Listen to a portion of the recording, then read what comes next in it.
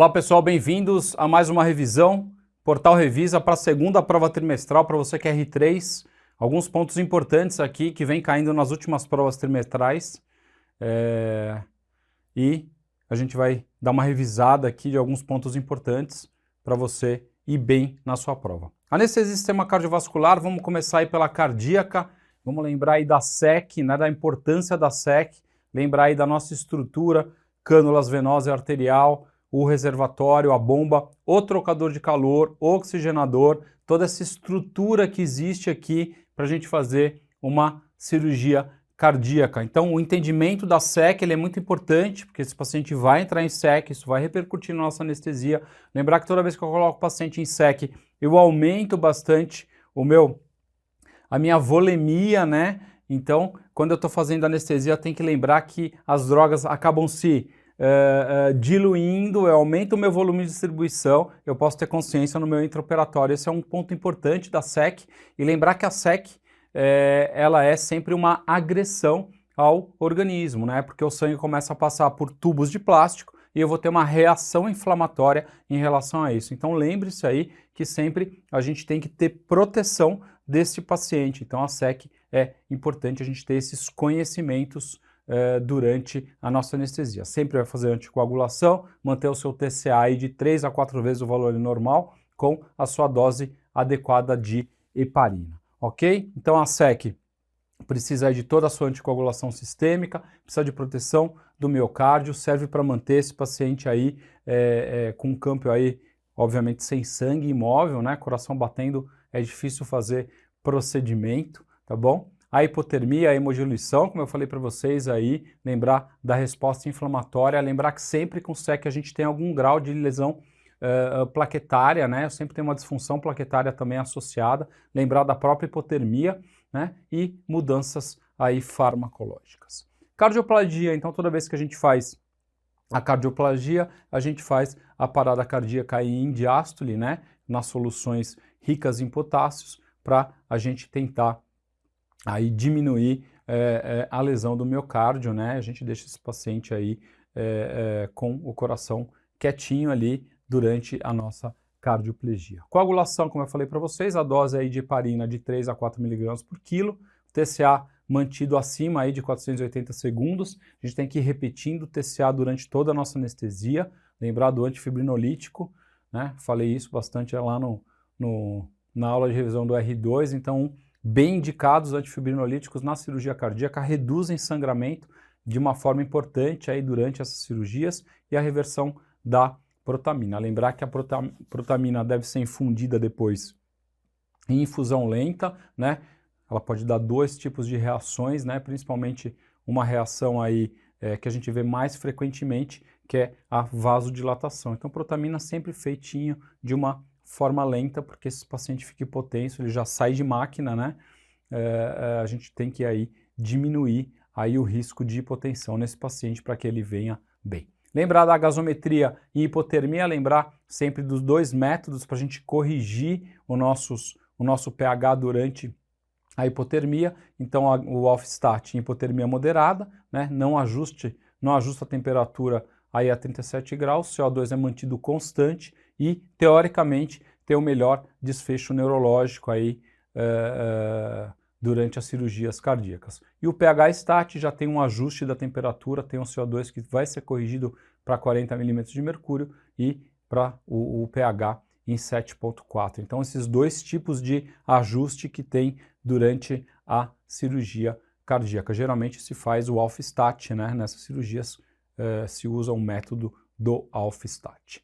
Saída de SEC, sempre aqui existe um problema em relação à saída de SEC e a gente tem que sempre pensar quando o paciente tem uma dificuldade de sair de SEC, né?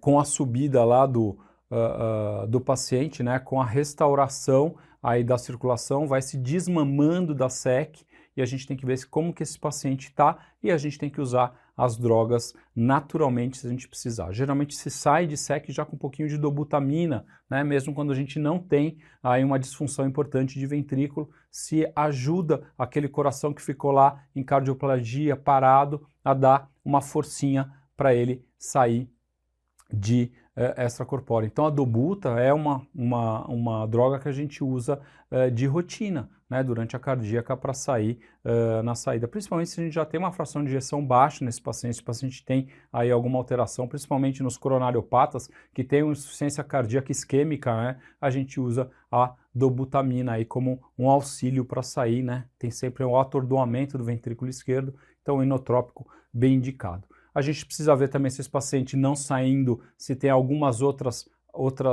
possibilidades, então se está vasodilatado, eu preciso de um vasoconstritor para esse paciente, né? Se esse paciente está com uma disfunção de VD, também tenho que pensar nisso, reduzir pré-carga, fazer um vasodilatador pulmonar, né? O óxido nítrico aí, uso de inotrópicos também, ver se esse paciente está com uma frequência cardíaca baixa, se ele não vai precisar de auxílio de marca-passo para sair de extra também.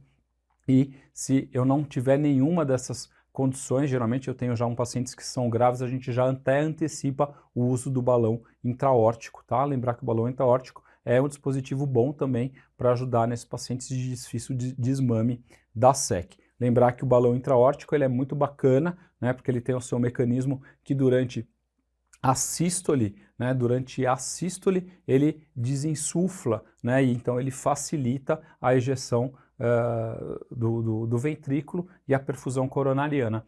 Durante a diástole, ele é insuflado, ele aumenta a pressão diastólica na raiz da aorta e melhora a perfusão coronariana. Então, o balão intraórtico é um artifício aí muito importante para ser utilizado. Revasque do miocárdio, o que eu tenho que pensar quando eu vou fazer nesse paciente? Então, aqui as metas hemodinâmicas nesse paciente. Diminuir a tensão de parede e aumentar a pressão de perfusão, lembrar sempre disso da pré-carga, não posso deixar esse paciente aí com tensão de parede. Após carga, eu tenho que manter uma hipertensão ainda melhor que uma hipotensão, ou seja, esse paciente um pouquinho mais próximo da normotensão, até um pouquinho mais, para ele não fazer isquemia miocárdica. Lembrar que ele depende aí de uma pressão diastólica, né, pressão na raiz da aorta para fazer uma perfusão melhor da coronária. A contratilidade, uma depressão benéfica se você tiver um ventrículo esquerdo normal para diminuir o consumo de oxigênio, frequência cardíaca sempre baixa, né? Lembrar que frequência cardíaca baixa aumenta tempo diastólico, aumenta a perfusão de coronária, principalmente aí no ventrículo esquerdo. Ritmo sinusal e controlar fatores de aumento de demanda. Ok? Durante a nossa cirurgia de estenose aórtica, que é uma cirurgia com impacto muito grande, né? Uma cirurgia difícil de ser feita, né? Pacientes geralmente são pacientes aí que têm já uma função ventricular que não é das melhores. E lembrar sempre que aqui, se eu tiver uma pós-carga que cai, eu acabo tendo uma piora da perfusão coronariana, eu começo a ter uma insuficiência desse coração e eu vou piorando, entro num círculo vicioso que esse paciente tende a ter piora do seu desfecho, tá? Contratilidade normalmente ok, a gente tem um ventrículo aí que, né, bate com muita força para tentar vencer a estenose aórtica, mas se você precisar de inotrópico, se esse paciente fizer uma hipotensão refratária. Evitar sempre aqui taquicardia e bradicardia, se mantém aí uma frequência entre 70 e 90, né, nesse paciente. Né? Ritmo sinusal, se você tiver alguma alteração cardioverter ou beta-bloquear esse paciente, e consumo de O2, evitar a taquicardia e hipotensão. Taquicardia e hipotensão é péssimo para esse paciente, porque vai piorar principalmente aí a função de ventrículo esquerdo, porque você vai diminuir a perfusão coronariana e você vai diminuir essa força de contração, tá bom? Insuficiência óptica já é o contrário, né? É bom você ter uma pré-carga aí levemente aumentada e você diminuir a pós-carga, ou seja, o paciente está mais vasodilatado, porque aí eu tenho um ventrículo que consegue bater melhor, com menos refluxo para dentro, para o ventrículo esquerdo. Contratilidade geralmente é normal, frequência cardíaca alta é melhor para esse paciente, frequências cardíacas altas diminuem o refluxo na insuficiência aórtica. Tá bom? O ritmo normalmente é sinusal e não tenho tantos problemas em relação ao consumo de oxigênio. Vamos para a parte da mitral. Então a mitral tem aí uma abordagem diferente, né? A pré-carga eu preciso manter um volume adequado para esse paciente, né? Tem que evitar a hipervolemia nesse paciente e a pós-carga eu preciso evitar a vasoconstrição pulmonar, tá? Eu não posso deixar que esse paciente descompense aí o seu outro lado ali. né? Então a contratilidade geralmente é normal, dificilmente eu tenho uma disfunção grande, posso ter um pouquinho de disfunção de VD nas muito crônicas, né, e prolongadas. Frequência cardíaca, eu tenho que ficar de olho porque esse paciente pode fazer alterações importantes, principalmente FA, né? Geralmente esses pacientes já vêm com uma FA de base, o que é muito mais difícil a minha manutenção desse paciente. Consumo de O2 geralmente não é o problema. E a insuficiência mitral um pouco mais fácil do que a estenose, aliás, as insuficiências elas são um pouco mais fáceis de manipular do que a estenose. Pré-carga manter um discreto, reduzir a pós-carga, porque reduzindo a pós-carga eu também diminuo a quantidade de refluxo na insuficiência mitral. Pode ter uma depressão leve aí na sua contratilidade. Frequência cardíaca também é bom aumentar durante as insuficiências, porque você diminui também o refluxo mitral. Controlar FA, esse paciente geralmente tem uma FA associada, e comprometida se você tiver um paciente que teve um IAM e fez uma insuficiência mitral associada a isso. Ok? Então os objetivos aí nessas cirurgias cardíacas. Carótida, aqui vamos falar um pouquinho já na parte de vascular, né? Comum a gente ter cirurgias de carótida que vocês estão fazendo aí durante a sua residência. Lembrar do suprimento de sangue aí do polígono de Willis, né? É uma cirurgia bem indicada aí para os pacientes que têm uma obstrução significativa. Lembrar que quase mais de 80% dos AVCs são isquêmicos, tá? Sempre existe uma comparação entre a anestesia regional e a anestesia geral, tá bom? Por que é bom a regional? Quais são os pontos positivos? Eu consigo ter a monitorização de consciência, eu vou falando com o paciente vai falando, eu tenho um bom monitor neurológico, né? Ele fica com alguma coisa na mão que faz barulho, ele mexe a mão do lado, né, contra que ele vai ser operado, tá? Então você tem aí só um bloqueio regional, geralmente faz bloqueio de plexo cervical superficial, e uma sedação consciente, né, deste paciente. Qual que é a vantagem? A melhor vantagem é a monitorização neurológica direta ali, clínica, né, que você consegue ter desse paciente. Qual que é a parte ruim? Esse paciente pode ficar confuso, pode agitar, pode enfiar a mão no campo, né? Tem todos esses problemas em relação a isso. A geral tem mais conforto, tem melhor posição, né? É mais confortável para o paciente, né? Você pode até fazer um bloqueio associado para diminuir a quantidade de anestésicos e acordar esse paciente mais frequentemente, mas você tem mais alterações hemodinâmicas, vai colocar um paciente em anestesia geral e necessita usar os shunts que o vascular põe lá. Sempre é uma cirurgia que vale a invasão com pelo menos uma pressão arterial invasiva para você ter uma monitorização ali do paciente frequentemente, e você tem que estar com tudo ali para esse paciente, tanto da parte de vasodilatador como vasoconstritor, você tem que ter ele na sala, né, para você deixar montado isso, para você ter aí essas possibilidades de uso durante a cirurgia. Então manter sempre a PAM de 10 a 20 por cima, acima do valor basal. Esse paciente não pode fazer hipotensão durante a anestesia, talvez seja o ponto mais importante, induzir esse paciente, não deixar ele fazer hipotensão, né, manter sempre a PA ali próxima do que começou a cirurgia, tá? CO2 normal, não hiperventilar esse paciente, tá? Que piora, faz vasoconstrição cerebral, pode mudar o desfecho desse paciente. Tem que tratar a glicemia, lembrar que pacientes hiperglicêmicos têm desfechos piores neurológicos, tanto aqui quanto lá na cirurgia cardíaca, normotermia e, de preferência, bloqueios associados à anestesia geral. Bloqueio do plexo cervical a gente consegue fazer tranquilamente com o ultrassom.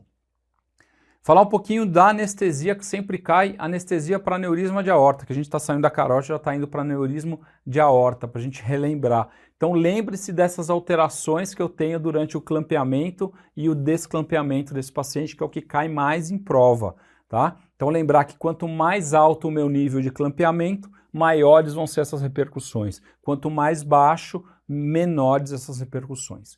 De qualquer jeito, toda vez que eu clampeio a aorta, né, seja em qualquer nível, até debaixo da emergência das artérias renais, eu vou sempre ter comprometimento renal, tá bom? Isso é um negócio que sempre cai em prova, então é importante vocês saberem, tá? sempre a parte renal também vai ser prejudicada, tá? Mesmo quando eu tenho clampeamento abaixo das artérias renais. Então, o que tem no clampeamento? Aumento de pós-carga, aumento do trabalho do coração, né? Diminuição de débito cardíaco, obviamente, né? O aumento da pré-carga, diminuição desse débito cardíaco de fração de ejeção, e eu tenho hipofluxo renal e ativação de todo o meu sistema renina, angiotensina, aldosterona. Acabo diminuindo o consumo do oxigênio e produção de CO2, porque eu estou clampeando. Essa parte aqui não está tendo chegada nem de oxigênio e nem produção de CO2, né, na circulação, né, porque está tudo fechado. Eu tenho um hipofluxo abaixo do clamp, né, então eu tenho que tomar cuidado e ter medidas para que eu faça controle durante o clampeamento, tá? Principalmente da parte cardiovascular, que esse paciente já tem uma coronariopatia, já tem uma disfunção ventricular geralmente associada. E o desclampeamento é a parte ruim, né? É uma reperfusão que eu vou ter, que vai liberar um monte de radical livre, um monte de ácido, que vai causar vasodilatação e também disfunção cardíaca, né? Tenho acidose aguda, tenho redução de respostas catecolaminas, então eu tenho piora de todos os meus parâmetros hemodinâmicos, né? Junto com acidose, hiperpotassemia e hipocalcemia, tá? Então, aqui no desclampeamento a gente tem que estar muito atento, pedir para que o desclampeamento seja progressivo, de vez em quando eles conseguem ir soltando devagarzinho para ter uma tentativa da gente ir protegendo esse paciente, dando um pouquinho de volume, entrando com um pouquinho de droga para evitar a hipotensão. A gente pode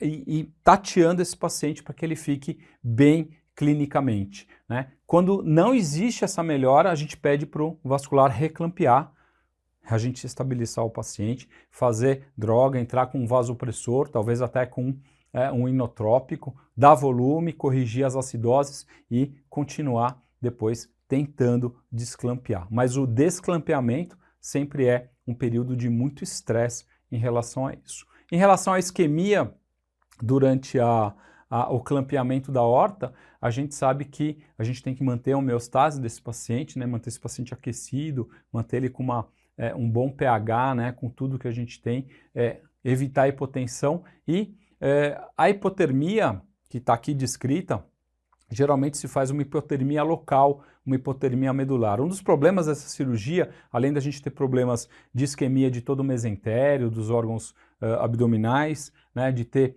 hipoperfusão renal e insuficiência renal no pós-operatório, a gente tem uma chance de isquemia medular. Então, existem alguns procedimentos, principalmente quando são procedimentos de aorta mais alta, aorta médio-torácica, em que a gente faz algumas manobras nesse paciente. Uma das manobras é fazer uma punção licórica com uma agulha de peridural, a gente passa um catéter nesse paciente, drena líquor, diminui a pressão medular para que a minha pressão de perfusão medular seja melhor, né? Eu evite a isquemia dessa medula. Eu posso irrigar esse paciente com uma solução fisiológica gelada, com uma hipotermia medular, que teoricamente dá uma proteção para esse paciente. Então essa hipotermia aqui é no risco de isquemia medular, é uma isquemia local que é feita através deste catéter. Quanto menor o tempo de clampeamento, melhor, né? E quanto mais alto, pior o meu risco de lesão de órgãos. Em relação ao manitol, se usa de rotina manitol nesses pacientes, né? Faz-se o clampeamento, se faz o manitol, né? Para que depois existe uma reperfusão aí, depois da reperfusão você tenha um estímulo à diurese. Dizem também que o manitol tem um certo efeito de protetor de órgãos, né? Então ele teria uma função ali de ajudar a proteger o rim para estimular a diurese e fazer com que esse paciente saia sem uma lesão renal significativa. Isso é muito questionado, mas se usa de rotina o manitol nessas cirurgias de aneurisma.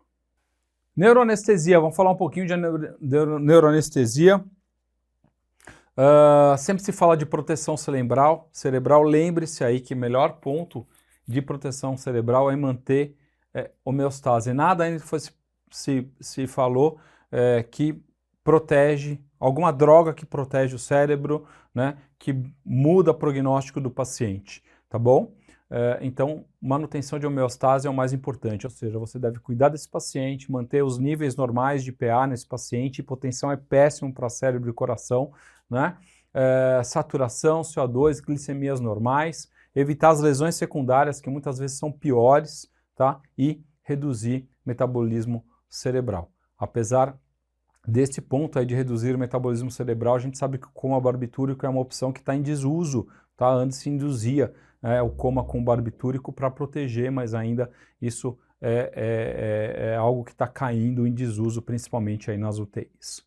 Vamos falar um pouquinho de tumor cerebral. Lembre-se sempre aí, aumentou pressão intracraniana, eu preciso sempre pensar naquela equação. Pressão de perfusão cerebral é igual a PAM menos PIC. Aumentou a PIC, eu tenho que manter a minha PAM mais alta para evitar hipoperfusão cerebral, tá bom? Então lembre-se disso, que isso é um ponto sempre importante quando a gente vai falar de tumor cerebral. Então até abrir a cabeça, a gente tem que ter aí um paciente que esteja perfundindo bem e eu esteja tratando dessa pressão intracraniana, tá bom? Então, sempre monitorização invasiva desse paciente, a PAI é super importante, tá? Para você manter perfusão cerebral. Não precisa usar coloide nesses pacientes, tá? Ventilação, sempre manter aí um CO2 dentro da faixa de normalidade, mas um pouquinho na faixa inferior ali, né? Entre 35 e 40, para você manter esse paciente com certo grau de vasoconstrição e diminuição de pressão intracraniana sem alterar a perfusão desse paciente, tá? Favorecer a drenagem venosa, ou seja, esse paciente sempre tem que elevar a cabeceira desse paciente, porque vai fazer uma drenagem venosa importante, vai diminuir o conteúdo de sangue no cérebro desse paciente, no encéfalo, e eu vou diminuir a pressão intracraniana, vou favorecer a minha pressão de perfusão cerebral. E a glicemia, importantíssimo, como eu falei lá atrás na cardíaca, aqui nas cirurgias neurológicas, né, neurocirúrgicas, é importantíssimo que você mantenha uma glicemia próximo do normal, até menor que 180. Toda vez que eu tenho glicemias altas, eu mudo o desfecho do paciente, eu aumento minhas áreas de lesão cerebral, se o paciente por acaso tiver uma. Tá bom? Então, os tumores supratentoriais era aquilo lá, aqui a gente está falando dos tumores de fossa posterior, que é um local crítico aqui para complicações, por posicionamento, por embolia aérea, por tetraplegia que pode ocorrer no pós-operatório, né? Grandes repercussões com pequenas lesões, tá bom? Então aqui é importante a gente saber que também eu tenho aqui o tronco encefálico, eu tenho muitas funções importantes aqui, principalmente aí quando da parte respiratória, cardiovascular. Então eu tenho aqui, quando se mexe aqui, a gente tem muito medo, principalmente aí no pós-operatório. Sempre a gente pensa se a gente vai extubar ou não esse paciente, né, dependendo de como foi essa cirurgia. E o próprio edema da manipulação pode causar uma disfunção temporária importante aí e esse paciente não acordar no pós-operatório imediato.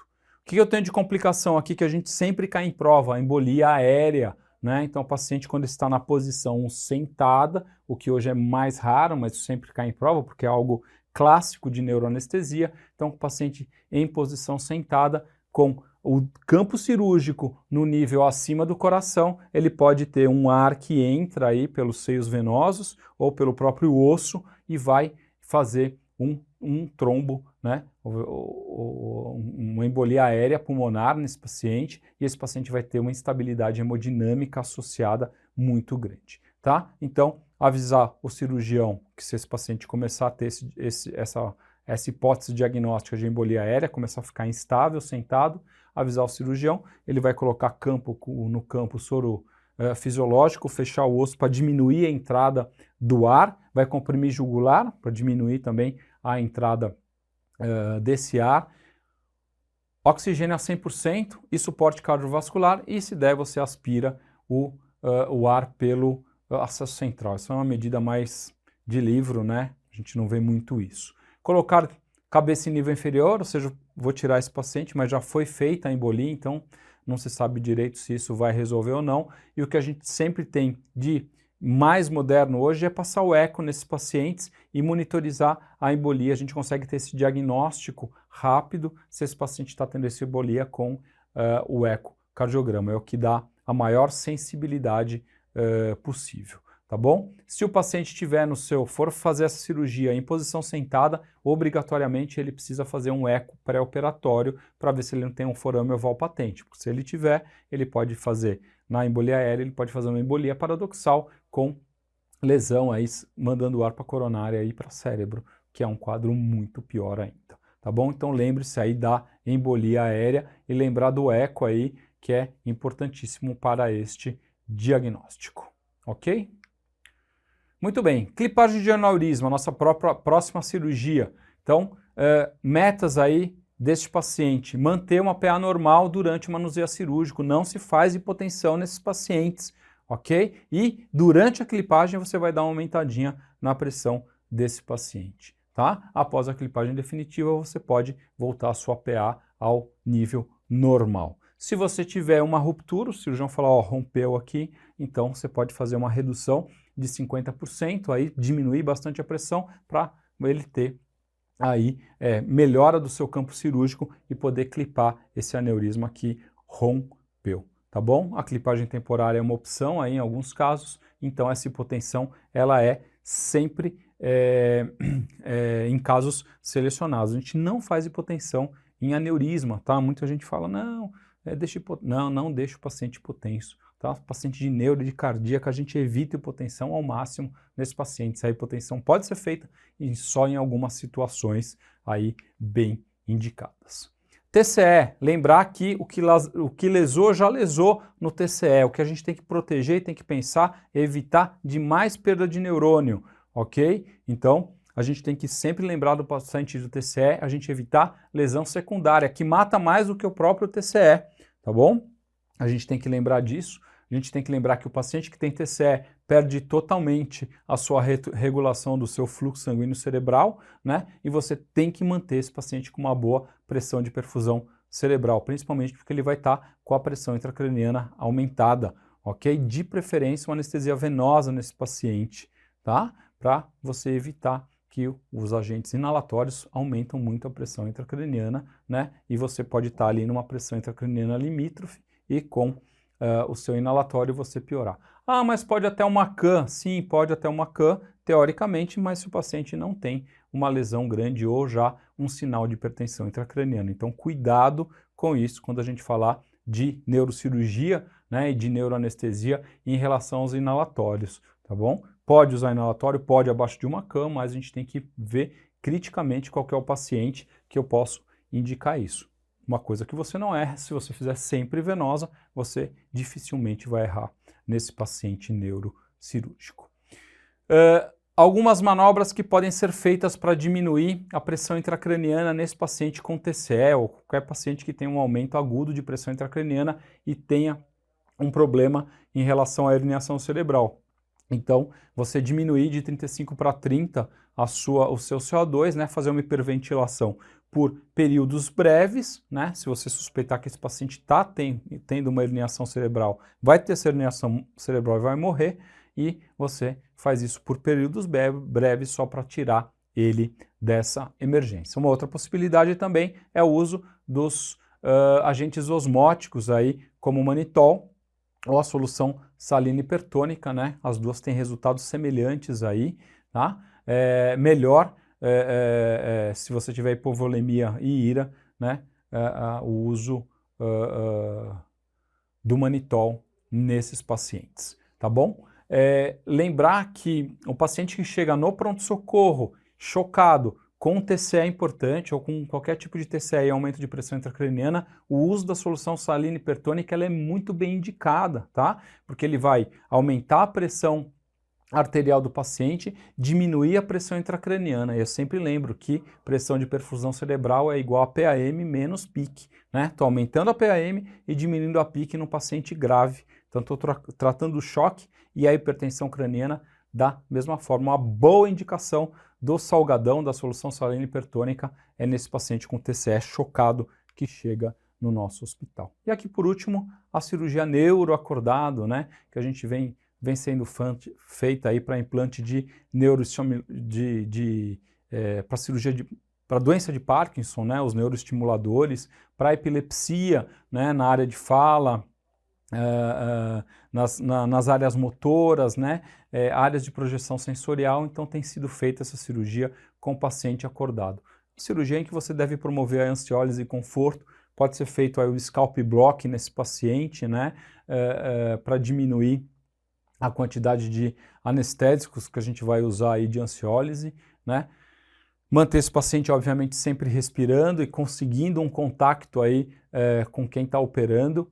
A máscara laríngea pode ser utilizada se esse paciente tiver uma depressão, é importante passar a máscara laríngea, é uma solução para esse paciente. E muito bem indicado aí o uso do dexmedetomidina, é uma droga muito bem indicada para esse paciente que não dá essa depressão respiratória importante, né? Não dá depressão respiratória nenhuma, né? Ainda dá analgesia, dá ansiólise para esse paciente e mantém uma pressãozinha aí legal, tá? Outra alternativa é o Remiopropofol, que é tem que ter uma titulação melhor, tem que ter mais mão para fazer essa titulação do Remi e do Propofol, que é muito difícil, né? Porque um pouquinho a mais aí de cada um já gera uma depressão respiratória importante nesse paciente, tá? E lembrar sempre dos bloqueios aí que se pode fazer, os bloqueios anestésicos, principalmente o de scalp aí, para ajudar durante essa cirurgia. Próximo tema, hipotensão arterial. Aqui o capítulo é hipotensão arterial e hipotermia. Vamos começar pela hipotensão arterial. Então, o que é hipotensão arterial induzida, né, que eu falo? Hipotensão arterial induzida é essa técnica de deixar a perda sistólica entre 80 e 90 e a média entre 50 e 60. Tá bom? Por que eu uso isso? Qual que é a indicação que eu tenho? Então lembre-se, as indicações são redução do sangramento, evitar transfusão, dou menos sangue, né? Perco menos sangue, evito as transfusões, melhoro o meu campo cirúrgico, né? Reduzo o tempo cirúrgico do meu cirurgião e identifico melhores as margens cirúrgicas, principalmente dos limites tumorais, né? Então são pontos importantes para eu fazer essa cirurgia. Quando que eu posso fazer isso? Cirurgias que eu preciso visualizar que o sangramento me atrapalha, como as artroscopias, né, as cirurgias de buco-maxilo, também que sangram muito, né, as cirurgias de otorrino, de tímpanomastoidectomia, as cirurgias de coluna, obviamente, nos pacientes que têm indicação para isso, e é uma opção também para cirurgias de testemunho de Jeová, para a gente diminuir a possibilidade de dar sangue para esses pacientes. Posso fazer em todo mundo? Não, só posso fazer em pacientes rígidos, né, que não têm alterações importantes de sistemas, que não têm doenças isquêmicas. Então, não posso fazer os pacientes que têm baixa reserva funcional, pacientes com doença cerebrovascular, pacientes idosos, vasculopatas, gestantes, doenças pulmonares, estenose aórtica, insuficiência renal, né, os cardiopatas. Então, eu tenho que sempre titular isso em relação ao meu custo-benefício. Então, não faz sentido eu fazer hipotensão no paciente com estenose aórtica, ele não tolera isso, tá? E lembrar que hipertensão arterial crônica não é contraindicação, principalmente se ela estiver bem controlada, a cirurgia, né? O paciente que está bem controlado, eu não tenho esse problema em relação a isso. Por quê? Porque no paciente que é hipertenso, que é descontrolado, ele muda os seus níveis de regulação do fluxo sanguíneo encefálico, como vocês lembram lá, né? Então, você acaba tendo que aumentar a sua pressão arterial média para fazer a perfusão encefálica. Quando eu faço essa técnica, eu posso causar isquemia nesse paciente que não tem uma pressão arterial controlada por medicamentos de forma adequada. Tá bom? Então lembrar dessa formulazinha aqui, PAM é débito cardíaco vezes resistência vascular sistêmica, débito cardíaco é frequência cardíaca vezes volume sistólico, e aí eu coloco tudo junto, aí PAM é frequência cardíaca vezes volume sistólico vezes a resistência vascular sistêmica, ok? Então eu tenho aqui um ponto importante que vocês têm que entender, que eu consigo diminuir a pressão arterial desse paciente quando eu diminuo qualquer uma dessas variáveis. Então é fácil, né, farmacologicamente eu fazer isso, né? Eu faço anestesia geral mais bloqueio de neuroeixo, eu diminuo a pressão nesse paciente. Vocês sabem, né, quando a gente faz uma peridural, se infundir muito anestésico e depois fizer uma anestesia geral, eu vou ter uma baita hipotensão no meu paciente, né? Então lembrar que todas as drogas podem causar hipotensão. Então halogenado, como o isoflorano, que causa uma diminuição importante da pressão, né? Uma vasodilatação, diminui bastante a resistência vascular sistêmica. Os opioides, como o remifentanil, que tem aí um efeito importante na parte cardiovascular, e o propofol, que é uma paulada direto no nosso coração, que também faz a pressão cair de forma significativa.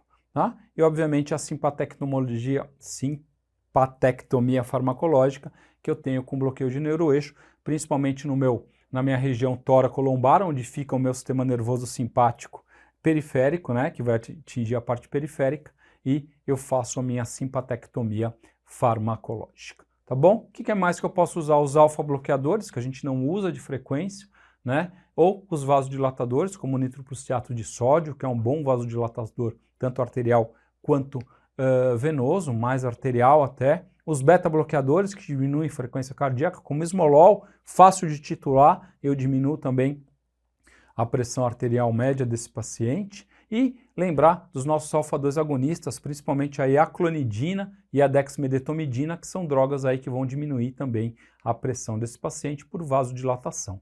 E os alfa-2 agonistas também vão agir na bradicardia. Então eu tenho drogas aí, uma infinidade de drogas dentro da própria anestesia que podem fazer a indução da minha hipotensão em casos selecionados, né?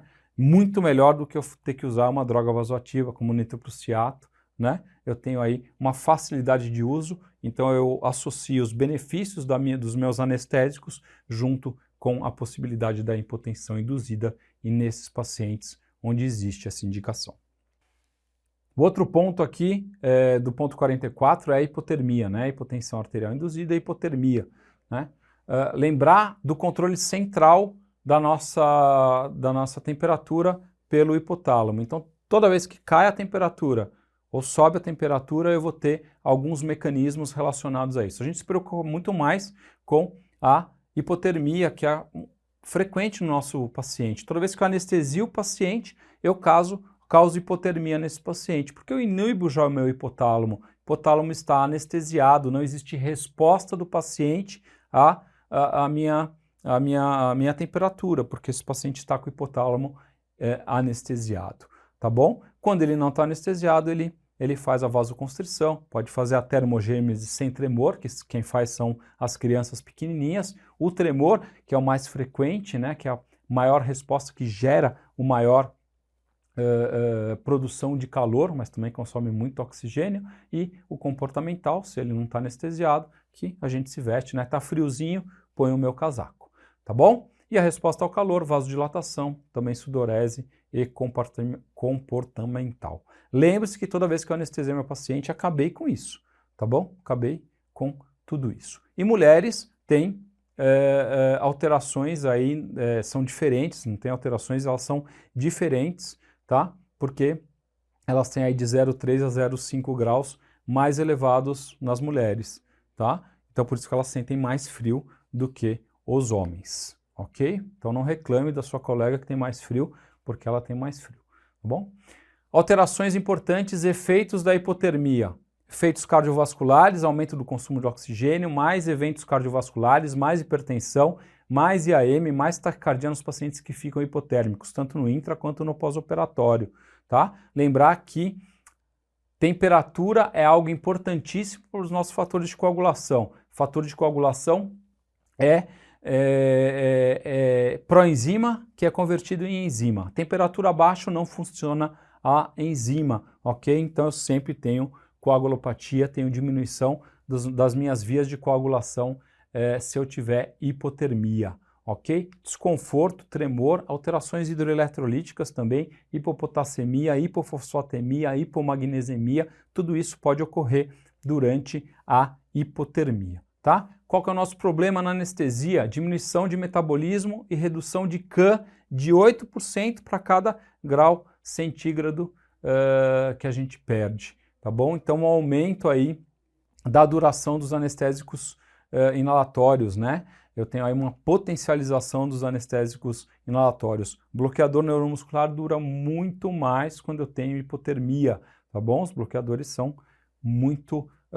prolongam muito mais o seu tempo, demora muito mais para esse paciente descurarizar, tá bom? Aumento da concentração plasmática do propofol, aumento da cardiotoxicidade da bupivacaína, tá bom? Então tem muitos efeitos ruins em relação a isso. E aqui, como que a gente aquece o paciente? Então o paciente está hipotérmico, o que melhor faz com que o paciente ganhe calor novamente, a gente combata hipotermia, e esse paciente também não perca calor, é a manta térmica, tá? Manta térmica é o mais efetivo. Temperatura de sala, soro quente, nada disso funciona tão bem quanto a manta térmica, que é um aquecimento ativo, tá bom? Aquecimento ativo troca ativamente o calor com o organismo, né? E aquece também esse calor, esse organismo, tá bom? Então, manta térmica, ela é fundamental em todas as anestesias, principalmente aí nas que tem mais de 60 minutos ou nos pacientes que têm já reserva limitada, como os idosos e as criancinhas, tá bom? Existem algumas técnicas invasivas que também você pode colocar aí para aumentar a temperatura, que é jogar soro fisiológico nas cavidades pleural e abdominal. A própria SEC você consegue manipular, né, a temperatura durante a SEC, né? Você esquenta, esfria o paciente, né? A ECMO também você pode fazer isso durante ECMO, né? Alterar a temperatura, diálise peritoneal e a hemodiálise também são meios de se aumentar o calor, obviamente que são técnicas invasivas e pouco utilizadas no nosso paciente, né? A gente faz isso com a manta térmica, com melhora do tempo da temperatura da sala, né? E o aquecimento aí ativo deste paciente. Ponto 45, choque. Então, vamos falar um pouquinho do choque. O que é choque? Choque é uma síndrome caracterizada pela falência circulatória que decorre do desequilíbrio entre oferta e consumo de oxigênio, resultando na utilização inadequada do oxigênio e um metabolismo anaeróbico, ok? Então, choque não é hipotensão. Geralmente para a gente é hipotensão, mas não pode se ver dessa forma o choque, tá? Então, o choque ele não é só pela alteração das variáveis hemodinâmicas sistêmicas, né? Mas eu tenho aí um grande fracasso na minha microcirculação, né? Então eu não tenho oferta de oxigênio nas mitocôndrias, né? E aí você não tem o nosso metabolismo aeróbico e eu caio no meu metabolismo anaeróbico, tá? Então é perfusão tecidual inadequada, tá? Independente de pressão arterial. Então a gente começa a ver que esse paciente que está chocado, né? Que está em choque, ele clinicamente está perfundindo mal. Então eu vejo que esse paciente tem aí um grau de perfusão cutânea comprometido, né? Deixa de urinar, começa a ter um estado mental alterado porque ele não está perfundindo bem. São alguns sinais em relação a isso. Isso tudo relacionado ao choque que eu vou ter. Existem choques que são hipodinâmicos, que têm aí um defeito direto por redução do fluxo sanguíneo, portanto, seria aí representado aqui pelo choque hipovolêmico, pelo choque cardiogênico e pelo choque obstrutivo, tá bom? Então, eu tenho um comprometimento aí de queda de débito cardíaco, né, com aumento da resistência vascular e uma taquicardia é comum, tá? Nos choques hiperdinâmicos, né, eu já tenho uma taquicardia, eu só tenho bradicardia quando o choque é neurogênico, uma função ventricular normal ou geralmente pouco deprimida e uma diminuição da resistência vascular periférica, tá bom? É bom vocês decorarem aí esses perfis, porque isso é geralmente o que cai na prova. No choque hipovolêmico, você tem diminuição do débito cardíaco, aumento da resistência vascular sistêmica, aumento da frequência cardíaca, né? Isso é o que cai geralmente na prova, quais são os perfis. Lá na nossa apostila tem essa tabelinha aí no final desse capítulo do choque. Então, aqui é o que a gente fala da oferta de oxigênio, né, do DO2 e o consumo de oxigênio, que é o VO2. Então, quando a oferta cai aí a um nível crítico, né, no meu metabolismo aeróbico, mesmo com o aumento aí da extração do oxigênio, o VO2 começa a cair, né? E aí você começa a ter o metabolismo anaeróbico com a formação do nosso famoso ácido lático. E aí, junto com isso, eu tenho o quê? O meu pH que cai também, né? Começa a ter um pH acidótico na maioria das vezes e um aumento da produção do lactato. Tá aí o clássico do meu choque, né? Principalmente o que a gente vê muito na nossa prática clínica, é isso acontecendo. Lembrar que lactato sempre é um prognóstico de choque, tá? Quando eu vou clareando meu lactato, eu estou provavelmente melhorando o estado clínico do meu paciente, tá bom? E aqui a gente tem esses choques hipovolêmico, cardiogênico e obstrutivo, são caracterizados aí por um baixo débito cardíaco e um inadequado transporte ou oferta de oxigênio, tá? Então, no hipovolêmico eu tenho alterações de volume, no cardiogênico eu tenho uma falência de bomba, nos obstrutivos eu tenho aí um aumento da pós-carga, né? Alguma obstrução ao fluxo, né? E nos distributivos eu já tenho aí um déficit na periferia com redução da resistência vascular sistêmica e uma extração inadequada, um mecanismo de extração de oxigênio inadequado na periferia, tá? Então eu tenho muita alteração, principalmente de microcirculação no distributivo. Então o meu DO2 ali, ele é um pouco mais sensível em relação ao choque, aos outros tipos de choque. Tá bom? E aí lembrar dos marcadores de perfusão tecidual, principalmente aí o lactato, né, o aumento do lactato, né, a saturação venosa de oxigênio que começa a cair também e o aumento do delta PCO2. Tá? São marcadores aí que mostram bem que eu estou tendo hipoperfusão tecidual nesse paciente. A saturação venosa mista de oxigênio a gente consegue ver aqui principalmente quando ela cai naqueles 3 choques que eu falei, principalmente aí no hipovolêmico, no obstrutivo e no cardiogênico, né? E a gente, fazendo esse guiazinho, a gente consegue tentar chegar aí num diagnóstico etiológico em relação ao choque, e lembrando que quando ela está muito alta ali, a gente cai lá no choque distributivo. Então, formas que a gente tem para ver isso, diagnosticar saturação venosa de O2, que a gente pode colher nesse paciente, né? Saturação venosa central de O2, a tonometria gástrica, que a gente avalia o fluxo esplâncnico, né? Porque quando a gente tem um choque, a gente acaba tendo uma vasoconstrição desses tecidos esplâncnicos de pele, de músculo, e a gente tem um desvio do sangue para os órgãos nobres, né? O organismo ele é sábio, né? Pô, vou mandar para onde tem maior consumo e onde é mais importante. Vou mandar para o cérebro, coração, pulmão, né?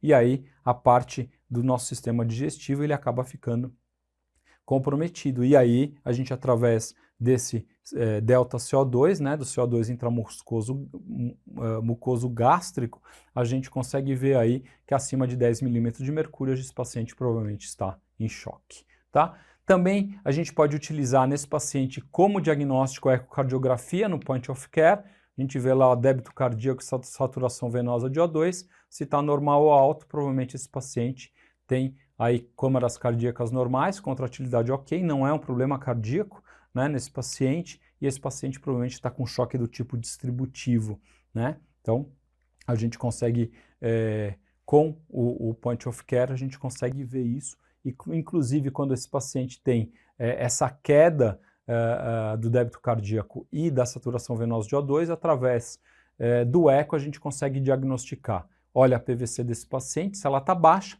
provavelmente no eco a gente vai ver o quê? Câmaras cardíacas pequenas, uma contratilidade aumentada, provavelmente esse paciente vai estar num choque tipo hipovolêmico, né? Eu consigo fazer esse diagnóstico com um eco point of care, tem alguns outros achados também que eu posso ver aí no meu eco. Se a PVC estiver alta já por outra forma, eu já caio no lado que eu posso ter um choque cardiogênico ou um choque obstrutivo, né? Eu faço eco, câmaras cardíacas dilatadas, contratilidade diminuída, eu tenho provavelmente um choque cardiogênico. Se eu tiver aqui um tamponamento cardíaco, né, que eu consigo ver, ou um pneumotórax hipertensivo, provavelmente eu tenho um choque obstrutivo e através do point of care eu vou lá e faço meu diagnóstico, consigo tratar mais efetivamente o meu paciente, ok?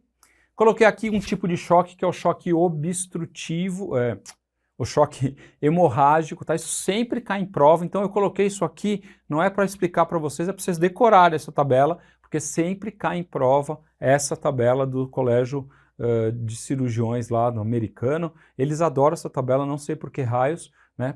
Mas para classificar aí o choque hemorrágico, né? O choque hipovolêmico, mas sempre cai essa tabelinha para vocês, tá bom? Eu coloquei aqui algumas definições antigas sobre sepse, choque séptico, sepse grave, né? A gente teve algumas mudanças em relação a isso, né? Então, tem algumas mudanças dessas definições. Então, aqueles CIRS que tinha, saíram vários pontos em relação a isso. Então, hoje, quando a gente fala de choque séptico, a gente fala de sepse, choque séptico e sepse grave. Então, antigamente, a gente tinha aqui qualquer problema que desencadeasse a CIRS, depois a gente faria do sepsis, quando teria a CIRS com foco de infecção suspeito, aí a sepsis severas e o choque séptico. O que a gente tem hoje é sumir tudo isso aí, inclusive eu também devo sumir na tela, e a gente fica com a seguinte definição. Sepsis, né, disfunção de órgãos causada por uma resposta normal à infecção, ou uma infecção suspeita ou confirmada, um aumento rápido de 2 ou mais critérios de SOFA. E o choque séptico, uma sepsis com hipotensão refratária e preciso de vasopressor para manter uma PA maior que 65 milímetros de mercúrio ou um lactato maior que 2 após expansão volêmica. Então essas são as novas definições relacionadas aí a sepsis e choque séptico. Então o que tinha antes, você esquece porque não vale mais quando se fala aí de sepsis e choque séptico. Último ponto aqui da revisão, anestesia no idoso. Então lembrar sempre que o idoso tem diminuição de reserva funcional. Bom, reserva funcional é o grau de cada função orgânica que pode se elevar acima da sua condição basal, como por exemplo, uma demanda adicional de débito cardíaco, a liberação e excreção de CO2, a síntese proteica, né? Então, a reserva funcional é esse ponto que começa a declinar a partir dos 30 anos e tem seu máximo ao redor dos 80 anos, tá bom? Então, lembre-se disso que o idoso tem a dificuldade de ter essa resposta. Então, ele é sempre mais frágil, tá? Por isso que existe a síndrome da fragilidade do idoso. Então, 2 pontos são importantes: redução da reserva funcional e aumento de sensibilidade às drogas. Idoso é mais fácil de anestesiar. Gotinhas de alguma coisa fazem esse paciente dormir tranquilamente. Se você aumentar um pouquinho essas gotinhas, ele vai fazer hipotensão, tá? Então lembre-se disso, que eu tenho uma sensibilidade muito aumentada, eu vou precisar de menos droga para esse idoso. Os 5I do idoso: iatrogenia, insuficiência cerebral, instabilidade postural, incontinência, insônia. Lembre-se disso, que isso são as principais síndromes que estão encontradas aí no idoso, né? A anestesia pode influenciar e até piorar essas coisas. Então, atenção para essa fragilidade do idoso, né? E aí a gente vai falar um pouquinho de síndrome de fragilidade. Então, síndrome de fragilidade é um fator prognóstico importante para desfecho desfavorável, né?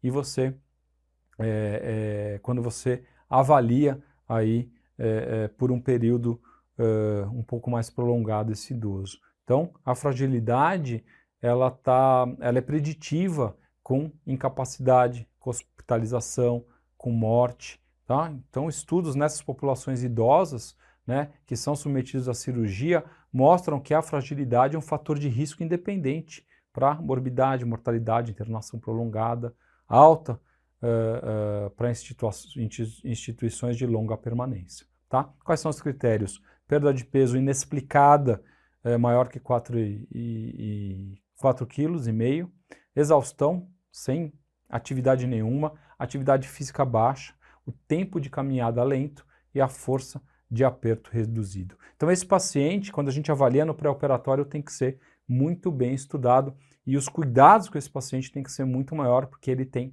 uma síndrome de fragilidade. Ele vai ter muitos mais eventos adversos, provavelmente, no pós-operatório. E um deles é o delírio, que cai muito em prova, né? Então o delírio no despertar da anestesia, com o delírio pós-operatório, que pode, né, se prolongar uma disfunção cognitiva no pós-operatório, tá bom? Então essa é uma síndrome importante, né?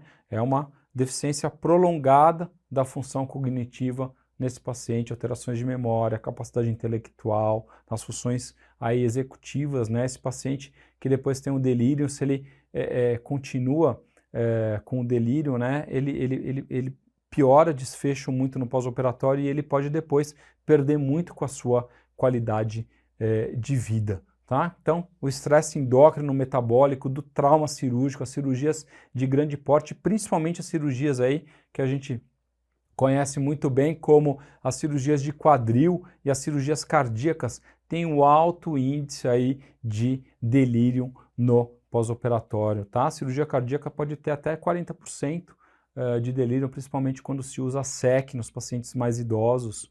Né? A cirurgia de quadril também tem uma grande relação com o delírio no pós-operatório. Como que eu previno isso? Prevenir é a melhor estratégia que a gente tem, aliás, né? Porque a gente diminui a incidência. Então, são várias estratégias desse paciente. Primeiro, a gente vê quais são os pacientes de risco, né? Quais são os pacientes que têm aí possibilidade maior de ter delírio no pós-operatório. Quem são? Os pacientes mais idosos, né? Os pacientes que tomam múltiplas medicações, pacientes que usam medicações psiquiátricas, né? Então, todos esses pacientes que têm história de alcoolismo, de depressão, esses pacientes aí são pacientes de risco. A gente estratifica o risco desse paciente e tenta diminuir a chance, né? Deixar esse paciente na maior homeostase, dentro de um ambiente mais controlado, evita drogas de ações anticolinérgicas, porque parece que tem uma relação aí com acetilcolina, combate de dor e hipotermia. A gente pode tratar muito bem esse paciente, deixar ele bem quentinho durante a cirurgia, combater dor, deixar ele mais redondo possível para que ele não tenha esse evento no pós-operatório. Se o paciente tiver, né, a droga de escolha ainda é o haloperidol. Tá bom? O haloperidol ainda é a droga que se usa nesse paciente de meio a 1 miligrama por via venosa aí a cada 15 minutos, para você ver se ele consegue controlar essa agitação psicomotora, tá bom? Então é a droga de escolha, pode ser usada a clorpromazina ou a fisostigmina. Lembrar que a fisostigmina é um anticolinesterase que atravessa a barreira hematoencefálica e que aumenta a acetilcolina lá no nosso sistema nervoso central. Então eu tenho aí a fisostigmina como uma possibilidade de tratamento deste paciente. Ok, pessoal? Então, foi um desfechinho aqui em relação ao idoso. Lembrar de todos esses pontos importantes que eventualmente podem cair na prova, né? Vem caindo nos últimos anos esses pontos. Então, desejo aí para vocês uma boa sorte. Espero que a revisão ajude um pouquinho você aí na prova. Junto com todo o seu estudo e seu esforço, você possa fazer uma boa prova na próxima terça-feira. Valeu, pessoal, e até a próxima.